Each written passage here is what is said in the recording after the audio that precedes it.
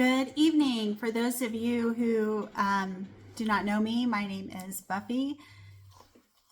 Today's podcast is entitled Recovering Perfectionist Mama, Grace and Progress. And that's exactly what we're going to talk about. I'm a women's lifestyle creator on TikTok, Instagram, and YouTube.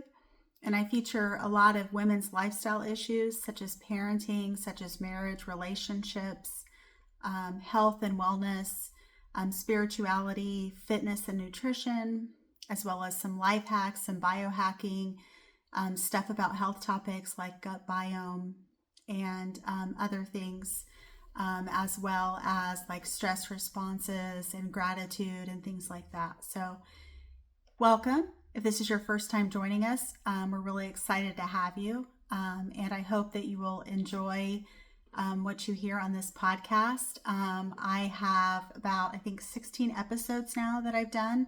I've been doing about 2 a day here just to get some of the topics kind of arranged, because I know some people like to binge episodes, and I'm all for that. I'm one of those people too. I like to hold on to certain episodes, like rather than watch one at a time. I tend to like to wait till the very end when it's all ready, and so you can just have that fun binging moment, right? So today's topic is about mindfulness for mothers, micro moments of calm in a packed day. What day isn't packed when you're a mother, right? So, hey mama, are you running on coffee fumes and endless to-dos? The endless to-dos I totally relate with, but I limit myself to 1 coffee. I don't know how many of you can relate to that. Because I want to be able to get some sleep and rest and recharge, right? If you've ever thought, I don't have time for mindfulness, this episode is for you. Today, we're breaking mindfulness, into tiny, doable moments. No incense or hour-long meditations required, because frankly, we wouldn't have enough time to do those, would we? Just micro moments of calm that fit right into your action-packed day. Understanding mindfulness. The quick definition of mindfulness is simply paying attention to the present moment without judgment. So that means nothing is good, nothing is bad, nothing is lost, right? Ultimately, we're experiencing it with our senses, with our eyes, with our sense of smell, potentially with taste, potentially what we hear, how we feel. And micro moments is essentially 30 seconds to 3 minutes, sprinkled daily throughout daily routines. So the benefits for mothers, of course, is it lowers stress hormones. And stress hormones, one of those is cortisol. And cortisol, and I did one of my first podcast episodes on that. It is actually tied to the intuitive eating part. So once stress hormones enter the picture, then you have a lot of not fun side effects, right? For instance, craving sugar and high-fat foods, and then that puts you in an even bigger tailspin with the energy delay and other things. Also, potentially not getting the rest that you need, and just potential cognitive decline down the road. There's a lot of really negative side effects from increased levels of cortisol. So if we can actually head that off at the pass, then that's kind of a win-win for us. So you could also do a sensory wake up, which is as you brush your teeth or shower, name 3 things you feel, hear, or smell.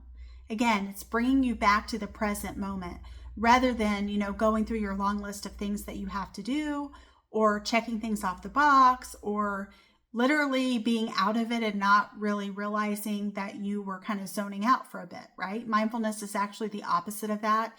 Allows us to appreciate the good things that we have going on in our lives. Also kind of helps us have some calmness, some release there. And it's a micro moment of calm, which is awesome. An intention setting. Choose a single word for the day. Ease, joy, focus. So a mini practice that you could do is you could do a 1-minute breathing demo. So essentially just a gentle breath count, depending on what you feel comfortable doing. And ultimately, that's probably something that you would eventually want to ease into, just to kind of gradually get there, get the practice and such. And also, let's talk about mindful parenting moments, right? Diaper change, reset, or snack break reset. Notice the baby's facial expressions, the texture of the wipes, or the crunch of the snack that they're eating. Listening with full attention. 2 minutes of undistracted listening when your child talks, right? Sometimes that can be difficult because maybe you have a lot on your plate that particular day and you want to listen, but your mind involuntarily kind of goes somewhere else. And I think we're all guilty of that because we've been told that multitasking and dovetailing, is being productive. And I think that a lot of women struggle with being productive and wanting to be productive and wanting to be on and wanting to do what needs to be done and getting things done, getting boxes checked, and not feeling like they're slacking. I feel like a lot of it is internal pressure. Some of it is societal pressure. And some of it is just your personality. Are you a type A person? Are you a type A or type B person? I mean, that's just kind of how it goes. And then also let's talk about midday or work break mindfulness. So you can do a desk or a countertop stretch with inhaling your arms up and then doing an exhale fold for about 30 seconds. That can also kind of bring you back to the present. Additionally, a mindful bite or sip, your first sip of water or tea. Notice the temperature, notice the flavor. You can also do phone timer check-ins. If you want to go like a few steps, I know that sometimes the fitness watches will have something that you can time it. I know people used to get up and do like walk breaks, or now they're called like snack movement breaks throughout the day. So you can set gentle reminders as a 1-minute breathing break, or a 1-minute walk around your desk break, or a stretch break, or whatever, or even an affirmation break if that's something that you're into. And then also the evening de-stress and transition. Gratitude lights out. So share one tiny joy from the day with your partner or write it down. You could also do a body scan in bed, which is starting at your toes, notice sensations as you breathe. Or a digital sunset, 30 minutes before bed, lower the lights and silence notifications.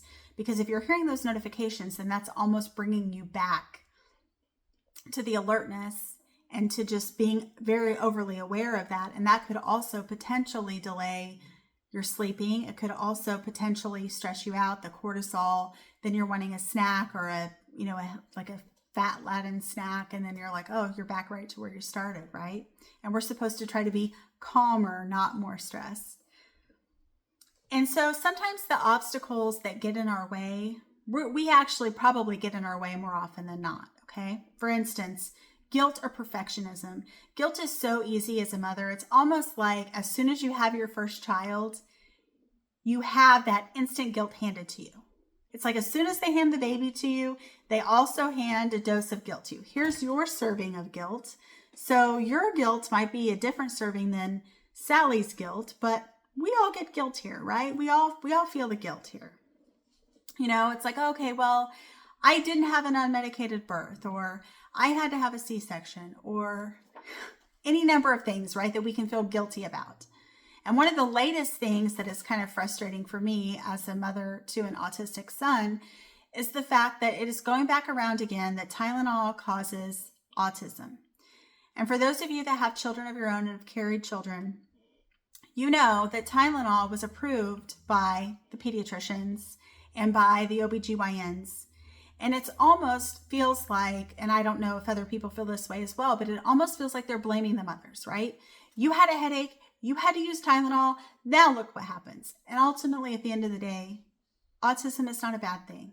It has some perks and it has some idiosyncrasies, and it has been a fun process. So I'm not complaining about that. But what I am complaining about is the fact, or at least trying to bring light to the fact, that I feel like in some ways it's kind of a backhanded way to potentially blame someone is kind of what I feel like it is. You know what I mean? Like if you didn't do everything perfect, and I think a lot of people are susceptible to accepting guilt for things that they had nothing to do with. And unfortunately, I tend to be one of those people who take on things that do not belong to me, meaning that I know that I didn't cause, I know that I, had no hand in, but yet I still feel guilty about that because everyone wants the perfect start for their child. Everyone wants their child to be able to accomplish whatever they want to accomplish. And that's one thing that is universal with mothers.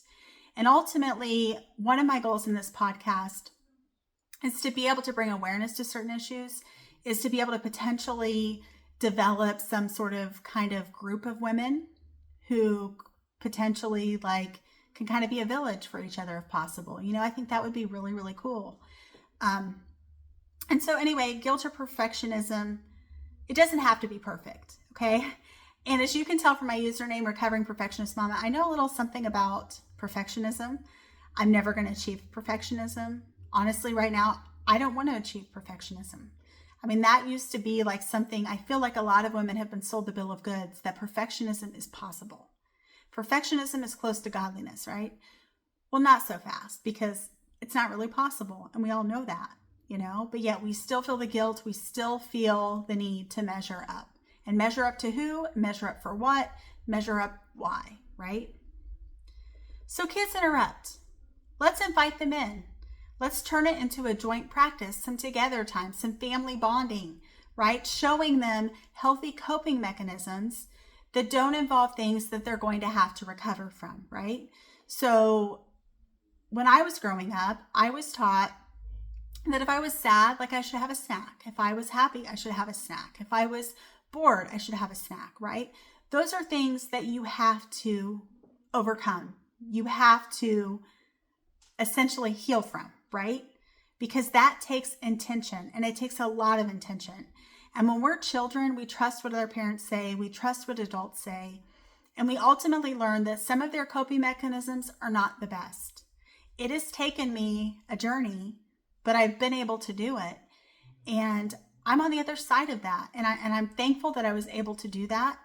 And by the grace of God, like that does not haunt me or taunt me anymore. So thankful for that, right? Also miss a day, right? If you miss a day, okay, oh my goodness, I have to start all the way over. My whole progress is done. It's over. No, it's not. Because guess what? Tomorrow is another opportunity to do your micro day. Another opportunity to be able to breathe, to be present in the moment, to experience the joy, to experience the love, to just soak it all in. So, a quick recap here. So, you can do morning grounding. We talked about morning grounding. We talked about parenting micro moments. We talked about a midday reset, such as tasting your water or your tea or your coffee. And an evening de-stress. Mindfulness isn't another chore. It's the space between chores. Thank you for spending the time with me today. Choose just one practice today, maybe that 60-second breath check, and notice the ripple effect. If this episode helped you, share it with another mom who needs a pocket of calm. Subscribe so you don't miss next week's episode where we dive into mindful communication with kids. Motherhood is busy, but your calm can fit into seconds. In this episode, I shared simple, science-backed micro-mindfulness practices you can use anytime during school drop-off, snack prep, or bedtime routines. Press play and discover how just 60 seconds can shift your entire day. Save this episode for your next hectic morning and share it with a friend who could use a mindful minute. Thank you for joining me, and I hope to see you again soon. Have a great day. Bye-bye.